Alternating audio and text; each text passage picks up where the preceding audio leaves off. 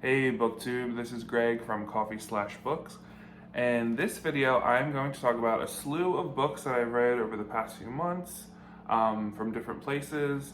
Nothing in particular, they're just on my bookshelf of things I need to make videos about, and we're getting that done this weekend. So first up is Cool for America Stories by Andrew Martin.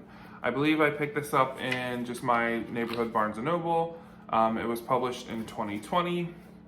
It's a collection of stories about young people just kind of like make it in their world and all the struggles that they deal with. And the main setting is in Montana, which I thought was kind of interesting, something different, I would say, than all these like LA, New York books that are out there. At times it was too grungy, too,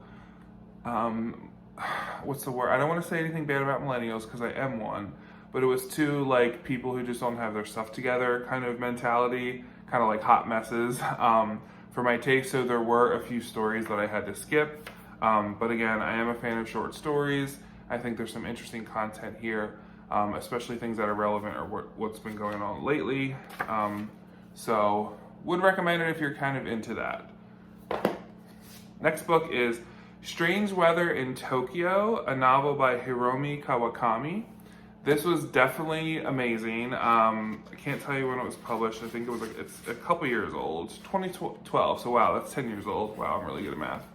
I picked this up when I was on a work trip in Sacramento, California at the Beers bookstore. It's like a used bookstore that people know of. When I mentioned it, I thought it was okay. It was definitely not the best bookstore I've ever been to. So anyway, it is about a 30-something woman in Tokyo.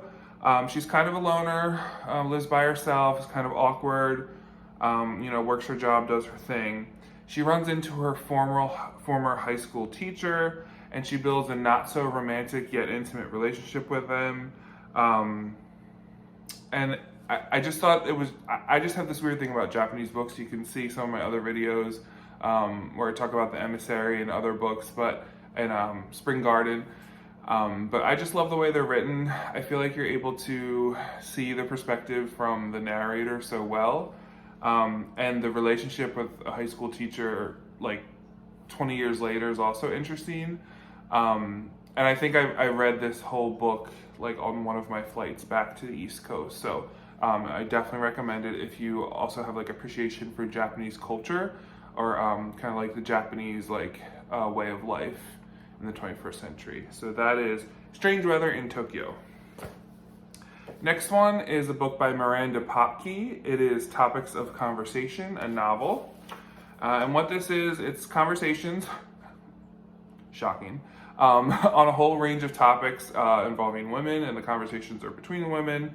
The writing is very intimate. It's personable and relatable, even though I'm not a woman.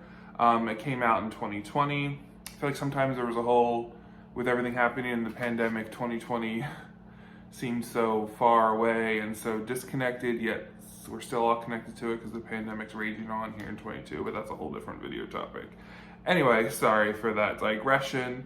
I found this on my local independent bookshop. That's how I find a lot of what I read. I just like walk through, pick up books in the fiction or literary section, kind of just read a page or two, read the back, and if it piques my interest, I'm so for it. And I would definitely read other works by this author. I think I also read it like in one or two sittings or on one or two flights. I'm one of those kind of people. Next is The Weak Spot by Lucie Elven. Lucie Elven. Unfortunately, I only made it to page 38. It's a story about a young woman who starts her apprenticeship at a pharmacy in a remote mountain town in Europe. The storyline sounds interesting and intriguing because of something sinister apparently happens, or there's something sinister happening in the town that she's working in. I just couldn't get into it because of the writing. I know when I picked it up, I was at a local bookshop in Winchester, Virginia, which is one of the best bookshops I've ever been to, Winchester Book Gallery. And I was like, oh, this sounds amazing. And when I got home and started reading it, I was just really disappointed. So I would not recommend The Weak Spot. And last but not least, we have The Care of Strangers by Michelson. This, let me see my notes here, is probably one of my most favorite books that I've read in a long time, definitely beyond 2021.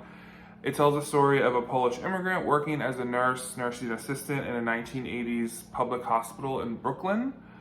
She builds a relationship with a young new doctor who's also Jewish, and she's able to learn about herself and grow. Again, I think I read this in one sitting on one of my flights back from the West Coast.